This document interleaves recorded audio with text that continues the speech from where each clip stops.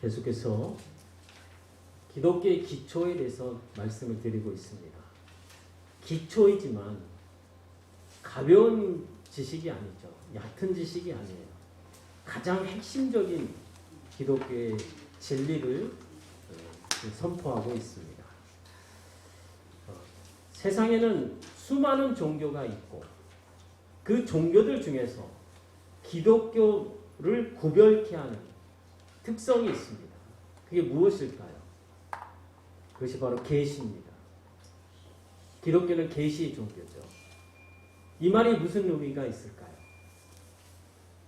기독교는 인간 편에서 먼저 인간의 정성과 열심과 노력과 헌신으로 신앙생활이 인간의 주도권에 있는 것이 아니라는 거예요.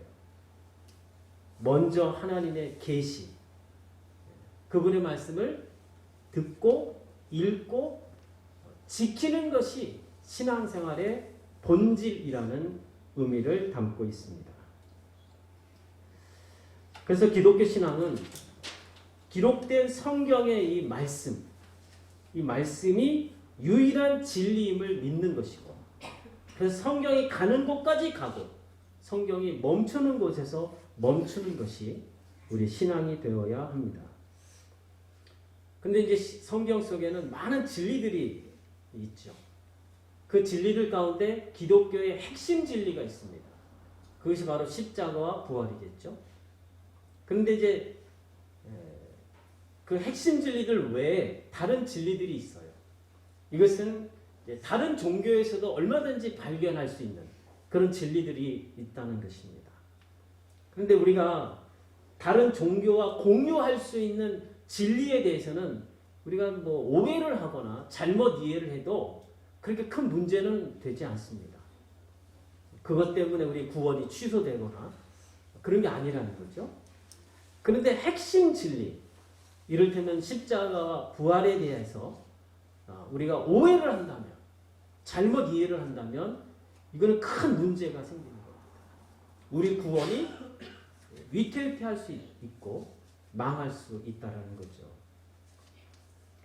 예수님은 마가복음 1장 15절에서 때가 찼고 하나님의 나라가 가까이 왔으니 회개하고 복음을 믿으라, 이렇게 말씀하십니다. 복음을 믿으라. 우리는 다 복음을 믿죠. 그런데 성경에서 말하는 이 복음을 믿어야 되는데 그렇지 않은 경우가 있을 수 있습니다. 그러니까 복음이라고 해서 다 같은 복음이 아닌 거예요. 그 복음이 바로 예수님께서 선포해 주시고 사도들이 전해준 복음을 믿어야지 다른 복음을 믿으면 안 됩니다. 그 다른 복음은 누가 만들었냐면 사탄이 만든 거죠. 사탄이 거짓 선지자들을 통해서 우리 신자들을 넓은 길로 인도하는, 그래서 멸망으로 인도하는 그 복음이 있다라는 겁니다. 그래서 우리에게 분별이 필요합니다. 근데 여러분, 분별이 쉽나요? 쉽지 않죠. 그 이유는 우리가 명품을 보면 명품보다 짝퉁이 더 화려해 보이고 진짜 같아 보이죠. 그래서 일반인들은 잘 이거를 구분을 못합니다. 그러니까 짝퉁을 들고 다니는 거죠. 근데 진품, 명품을 정확하게 아는 사람만 구별할 수 있다는 거죠. 이와 마찬가지로 복음도 그렇습니다. 복음도 진짜 복음, 참 복음을 아는 자만이 다른 복음, 넓은 길로 인도하는 멸망의 복음을 분별해낼 수가 있다는 겁니다. 그럼 왜 변질된 다른 복음, 우리를 멸망으로 인도하는 다른 복음이 더 진짜 같아 보일까요? 그래서 우리가 분별하기 어렵지 않습니까? 그것은 바로 그 다른 복음은 인간이 만들었기 때문에 그렇습니다. 그러니까 이 복음이 예수님께서 전하신 복음, 그것이 아니라 인간이 만든 복음이에요. 그래서 인간을 누구보다도 잘 알기 때문에 인간에게 환영받는, 인간이 좋아할 만한 복음을 인간이 만들었기 때문에 그래서 더 그 가짜 복음이, 다른 복음이 진짜처럼 보이게 된다라는 것입니다. 다시 말해서 인간의 본능을 만족해 하는 그 복음을 하나님의 이름으로 선포하기 때문에 환영을 받고 있다는 겁니다. 여러분, 오늘 한국교회는 어떻습니까? 총체적인 난국이라고 표현할 정도로 심각한 위기 가운데 있습니다. 세상은 우리 한국교회를 향해서 여러 가지로 문제점을 지적을 하죠. 기득권에 편들어서 동조해주는 교회와 목사들, 또 제왕적 목회자들, 헌금을 유용하고 또 교회를 세습하고 목회자들이 일탈을 하고 또 목회자들이 박사학위를 그렇게 좋아해요. 그거 학위를 자랑하고 그게 모두 다 돈 주고 사는 거거든요. 그리고 박사학위 가운을 입고 설교를 하고 또 성도들은 맹신을 하고 또 교회의 여러 가지 분열과 분쟁들을 보면서 세상은 교회를 비판하고 교회를 향해서 더 이상 소망이 없다, 이렇게 이야기를 합니다. 이런 세상의 지적들을 우리가 들으면서 그것을 우리가 분명하게 인지하는 것도 중요하지만 그 교회의 병폐들을 야기한 원인을 정확하게 아는 것이 우리에게 더 필요한 줄로 믿습니다. 그러면 교회의 위기를 초래한 이 병폐들은 원인이 무엇일까? 그것은 바로 교회의 세속화라고 말할 수 있겠습니다. 교회의 세속화. 세속화가 뭘까요? 간단하게 말하면 교회는 하나님 중심이어야 되는데 인간 중심이 되었다는 것입니다. 그래서 신앙생활이 하나님의 영광과 거룩하심을 소망하면서 하나님 나라 건설에 헌신하는 그런 신앙생활이 아니라 인간의 행복을 위해서, 자기 만족을 위해서, 자기 뜻을 이루기 위해서 신앙생활을 하게 되었다는 것입니다. 그래서 자기 나라를 건설하기 위해서 열심을 내고 봉사하고 헌신하는 거죠. 이것이 바로 바벨탑을 쌓는 것과 마찬가지입니다. 바벨탑이라는 것은 결국 인간의 뜻이 이루어지는 나라이거든요. 세상은 이런 세속화로 병든 교회를 보면서 소망이 없다 하고, 그래서 교회의 신뢰도는 가장 낮게 되었죠. 이제 교회가 세상을 향해서 정의니 사랑이니 공의니 이런 것을 가르친다 할지라도 너나 잘해라, 이런 비아냥만 되돌아오게 되었다는 것입니다. 그러면 이런 세속화 현상은 왜 생겼을까? 여러분, 사람의 몸은 무엇을 먹느냐에 따라서 형성이 되죠.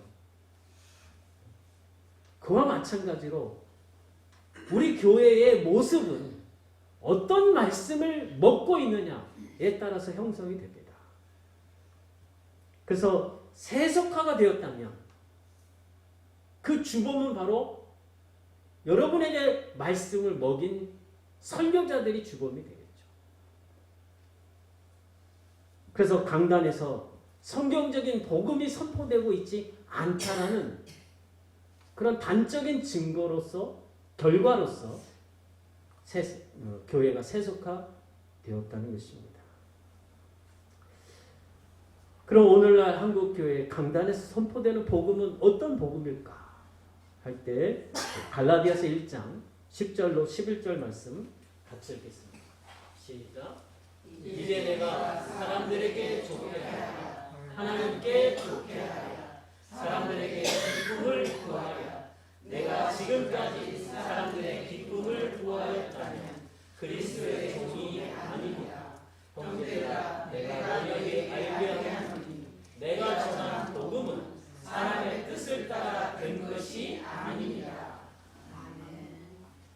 갈라디아 교회에 선포되고 있는 복음이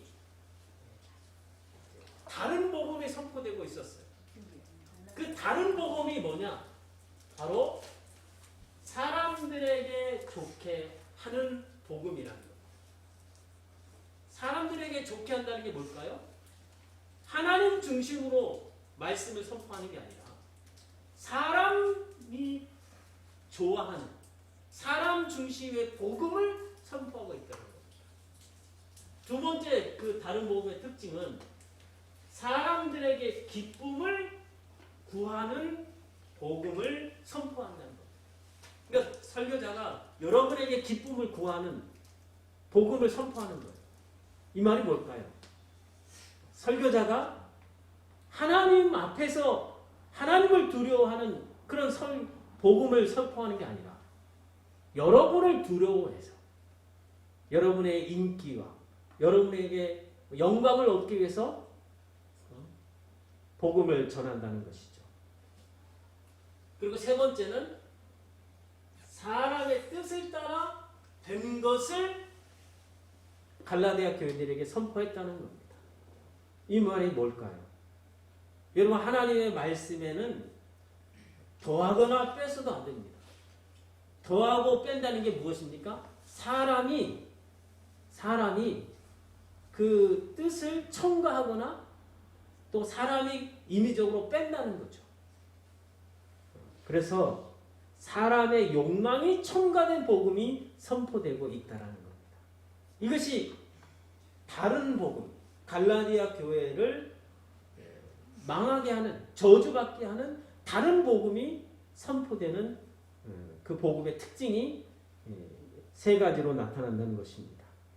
그럼 다른 복음을 믿으면 구원을 받을 수 있을까요? 못 받죠. 비록 천사라도 다른 복음을 전하면 저주를 받는다고 분명히 선포하고 있잖아요. 근데 이 다른 복음을 믿는 자들, 받고 믿는 자들이 열심이 없습니까? 아닙니다. 열심도 있고. 기도를 안 합니까? 기도를 해요. 봉사를 안 합니까? 봉사도 해요. 그럼 그들에게 진심이 없습니까? 아니요. 진심도 있어요. 그럼 그들이 확신이 없을까요? 아니에요. 확신이 있어요. 그럼에도 불구하고 그들은 저주를 받게 됩니다. 왜? 다른 복음을 듣고 믿고 확신하고 신앙생활하니까. 그래서 우리가 다른 복음을 분별해야 한다는 겁니다. 그런데 오늘 한국교회에 선포되고 있는 주류가 된 복음은 어떤 복음일까요? 예수님께서 선포하시고 사도들이 증거해준 그 복음일까요? 만일 그렇다면 진정 한국교회에 선포되고 있는 복음이 예수님께서 선포하고 사도들이 전해준 복음이 선포되고 있다면 오늘날 이렇게 교회가 세속화되고 세상으로부터 멸시당하고 비난당하고 신뢰도가 땅에 떨어지는 그런 현상을 설명할 길이 없죠. 그러니까 한국교회의 주류가 된 이 복음은 예수님이 전해주고 사도들이 선포한 그 복음과는 관계가 없다는 거예요. 구원하는 복음과 관계가 없이 그 예수님이 선포한 그 복음과는 너무나 동떨어진 세속화된 복음, 인간의 욕망을 부추기는 그런 복음이 선포되고 있기 때문에 오늘날 한국교회의 모습이 이렇게 되었다는 것입니다. 그래서 오늘 한국교회 안에 퍼져 있는 주류가 된 복음은 번영과 성공의 복음이라고 할 수 있습니다. 축복과 형통의 복음이고 죄에 승리하는 복음이 아니라 죄를 관리해주는 복음이 선포되고 있다라는 것입니다. 그래서 예수 그리스도의 고난과 십자가가 없는 복음이고 날마다 자신을 쳐서 복종함이 없는 그런 복음이 선포되고 있는 것입니다. 하늘에 소망을 두고 다시 오실 예수님을 기대하는 것이 아니라 천년만년 살 것처럼 이 땅에 있는 것을 누리고 싶어서 주님이 가능하면 늦게 오시기를 바라는 인간의 욕망이 가득한 그런 복음이 선포되고 있다는 거죠. 그래서 한국교회 역사상 지금 우리의 모습이 너무나도 부끄러운 가장 세속화되고 가장 타락한 모습이라고 하는 이 시대에 오늘날 강단에서 선포되고 있는 것은 회개의 복음이 아니에요. 십자가의 그 좁은 길을 걸어가라는 그 복음이 아니라 평안하다, 안전하다, 하나님께서 함께 하시니 잘 될 것이다.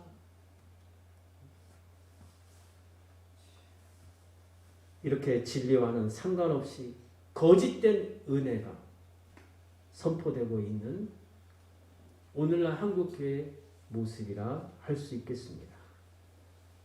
그래서 이런 세속화되고 변질된 다른 복음을 때문에 한국교회는 경건의 능력을 상실했죠. 경건의 모양은 있지만 경건의 능력은 상실되었습니다. 겉은 화려하고 깨끗하지만 속은 온갖 인간의 욕망과 탐심으로 가득한 교회가 되었습니다. 여기서 우리가 돌이키지 않으면 멸망을 당할 수밖에 없죠. 오늘 본문 23절을 같이 읽겠습니다. 시작. 우리는 십자가에 못 박힌 그리스도를 전하니 유대인에게는 거리끼는 것이요 이방인에게는 미련한 것이요. 자, 이것이 십자가 복음의 특징입니다. 우리를 구원하고 우리를 영생으로 인도하는 그 십자가 복음의 특징이 첫 번째가 무엇입니까? 거리낀다는 거예요. 거리낀다는 이 말은 반감을 일으키고 우리를 화나게 한다는 뜻이 담겨져 있습니다. 그러니까 십자가 복음을 들으면 반감이 생겨요. 그리고 화가 나요. 그리고 십자가 복음의 특징이 미련하게 보이게 한다는 것입니다. 이 말이 뭘까요? 미련하게 보인다는 것은 불합리하다는 거예요. 그리고 상식적이지 않다는 거죠. 어리석게 그래서 보이는 거예요. 다시 말해서 십자가 복음을 듣는 이로 하여금 매우 불쾌하게 만들고 바보처럼 보이게 만드는 것이 십자가 복음이라는 것입니다. 여러분, 왜 십자가 복음이 거리끼고 바보처럼 미련해 보이게 합니까? 19절로 21절을 보면 십자가 복음은 인간의 본능을 거스르기 때문에 그렇습니다. 그래서 인간을 당황케 해요.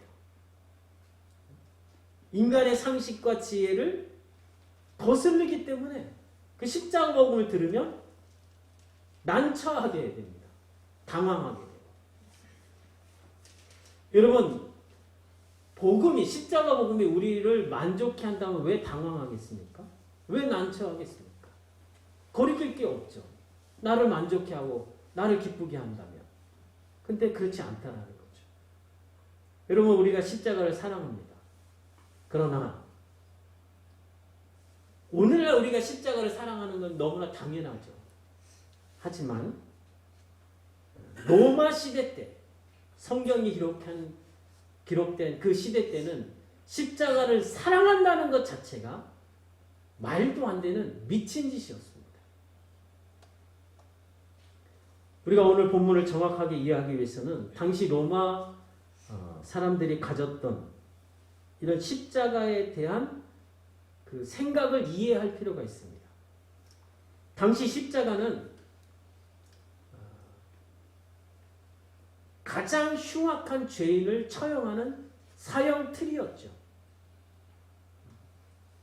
더군다나 이 용납이 안 되는 그런 죄인들, 가장 흉악한 죄인들을 못 박는 사형 도구였다는 것입니다. 그래서 당시의 십자가는 수치의 상징이었습니다. 이것은 부끄러운 걸 넘어서 혐오스러운 것이었어요. 그래서 그 십자가라는 단어조차도 입에 담을 수 없는, 잴 수 없는 단어였고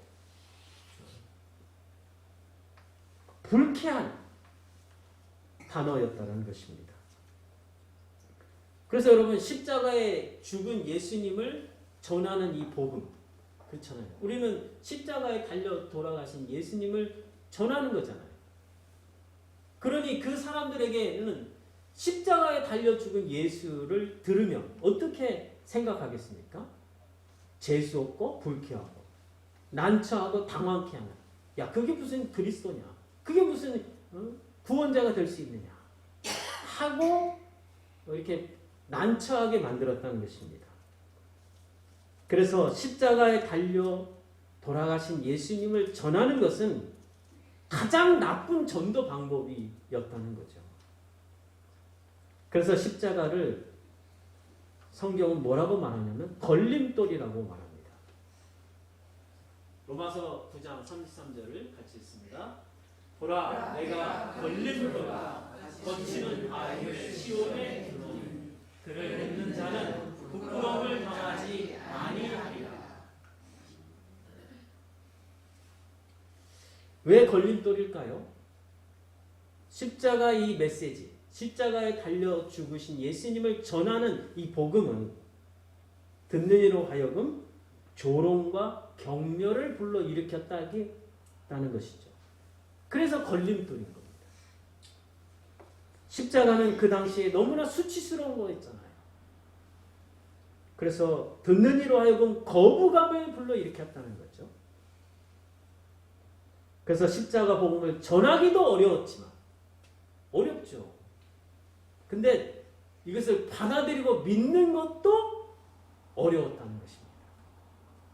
그래서 십자가는 인간의 지혜나 인간의 본능을 뛰어넘는 메시지였다는 것입니다.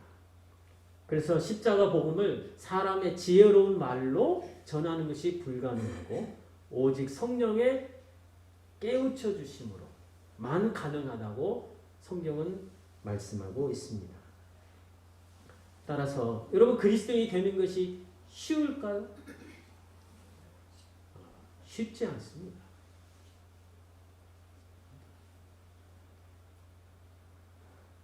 그리스도인이 되는 것이 쉽다고 말하는 복음은 그래서 가짜라고 우리는 판별할 수 있겠습니다. 예수님을 그저 영접하기만 하면 구원받는다고 우리는 쉽게 생각하지만 그 영접이 말로만 이루어지는 게 아니에요. 예수님 당시의 영접은 어떤 영접이었습니까? 자기 목숨을 내놓는 영접이었어요.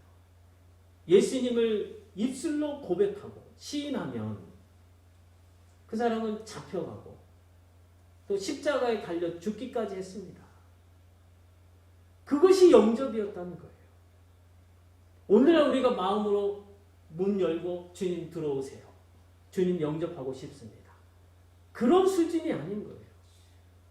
내 모든 것을 걸고 목숨까지도 아끼지 않는 그것이 성경이 말하는 영접의 뜻입니다. 그래서 예수님을 시인하고 영접하면 유대교에서는 출교를 당했잖아요. 출교란 게 무엇입니까? 사회적으로 정치적으로 매장당하는 거예요. 쉽게 말하면 오늘날 이슬람권의 나라 속에서 거기서 기독교로 개종하면 어떤 일이 발생합니까? 그는 그 순간부터 표적이 됩니다. 누가 그를 죽여도 법적으로 제재를 못하는.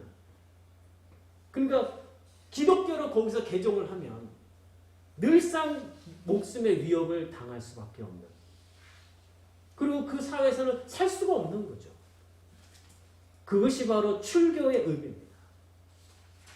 따라서 인간을 기쁘게 하고 사람들에게 기쁨을 구하고 듣기에 매력적이고 즐거이 쉽게 고백할 수 있는 복음은 진짜가 아닌 거예요.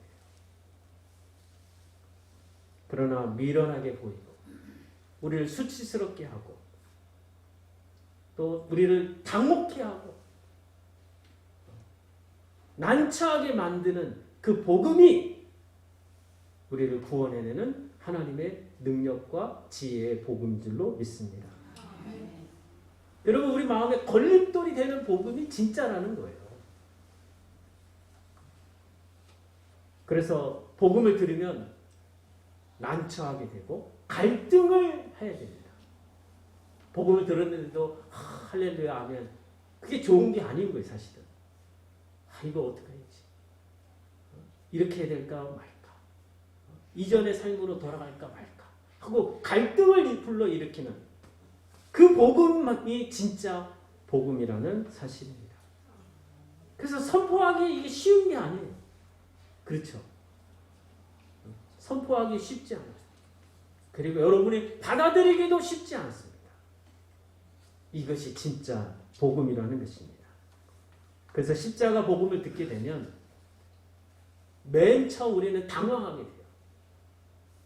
그 다음에 두 가지 반응을 또 갈라지게 됩니다. 첫 번째는 어찌할꼬, 탄식하는 선한 반응으로 반응하는 사람이 있어요. 이 사람들은 이제 구원을 받게 되죠. 어찌할꼬, 탄식하며 회개하게 됩니다. 반면에 십자가 복음을 듣고 돌을 드는 사람이 있습니다. 이를 득득 갈면서 돌을 들어요. 왜? 그 십자가 복음을 전하는 사람을 죽이려고. 그게 성경 속에 나타나 있지 않습니까? 스데반이 왜 순교를 당했습니까? 십자가 복음을 전했거든요. 그래서 유대인들이 이를 갈면서 돌을 들어서 그를 죽이지 않았습니까? 그래서 종합하면 진짜 복음을 듣게 되면 회개하는 반응과 배척하는 반응이 둘로 확연하게 갈라지게 된다는 것입니다. 그러면 이제 십자가 복음의 핵심이 무엇일까요? 그것이 바로 죽음과 부활입니다. 죽음이란 것은 무슨 죽음일까요? 죄에 대해서 죽고, 세상에 대해서 죽고, 옛사람에 대해서 죽고, 하나님을 향하여 살아가는 것을 말합니다. 다시 말해서 예수 그리스도의 생명으로 살아가는, 그게 부활 생명이거든요. 하나님을 향해서 사는 것을 말합니다. 그래서 신앙생활은 자기 부인이 요구된다고 늘 제가 말씀을 드리는 겁니다. 더러운 세상적인 욕망을 부인하는 것은 너무나 당연한 것이고, 자기 뜻에, 자기 생각에 옳다고 생각하는 것을 부인하는 것이 진정한 자기 부인이라는 사실입니다. 그래서 어떤 손해가 나도, 어떤 불이익을 당하고 부당한 대접을 받는다 할지라도 뒤로 물러서지 않고, 하나님 그 말씀이 유일한 진리이고 그 말씀이 영원히 설 것이라는 것을 믿고서, 그래서 견뎌내는 거죠. 그 말씀 위에 굳게 서서 누가 비난을 하고 누가 공격한다 할지라도 인내하면서 그 말씀에 순종하는 그 삶이 바로 우리의 신앙생활이 되어야 할 줄로 믿습니다. 그래서 십자가 복음은 역설의 복음입니다. 자기 목숨을 사랑하면 잃게 돼요. 하지만 자기 목숨을 미워하면 얻게 된다는 것이 바로 복음입니다. 우리는 죽어야 살고, 버려야 얻고, 낮아져야 높아지고, 우리가 섬겨야 으뜸이 되는 것이 십자가 복음의 특징입니다. 예수님의 죽음을 몸에 짊어지는 사람만이 예수님의 생명으로 살아가게 되는 것. 우리를 구원하는 십자가 복음인 줄로 믿습니다. 따라서 내가 원하는 것을 얻고 그리고 나를 주장하고 내가 하고 싶은 대로 다 하고 내가 높아지는 것은 이거는 십자가 복음과 아무 관련이 없는 것입니다. 근데 슬프게도 한국교회 안에는 이 번영과 성공이라는 인간의 욕망을 부추기는, 그래서 나가 만족하고 내가 행복하고 내가 높아지고 내가 잘되는 이 복음이 주류가 되어 있다는 것입니다. 그 결과로 한국교회가 오늘 이 모습 이대로 세상 앞에서 조롱을 당하고 있다는 거죠. 사랑하는 성도 여러분, 나를 기쁘게 하는 복음, 듣기에 달콤한 복음, 인간이 주인이 되어서 인간을 만족해 하는 이 복음은 모두가 가짜고 멸망으로 인도하는 넓은 길의 복음이라는 사실을 분별하시기 바랍니다.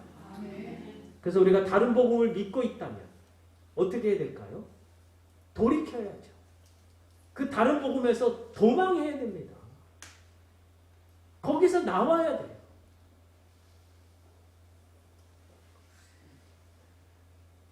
그래서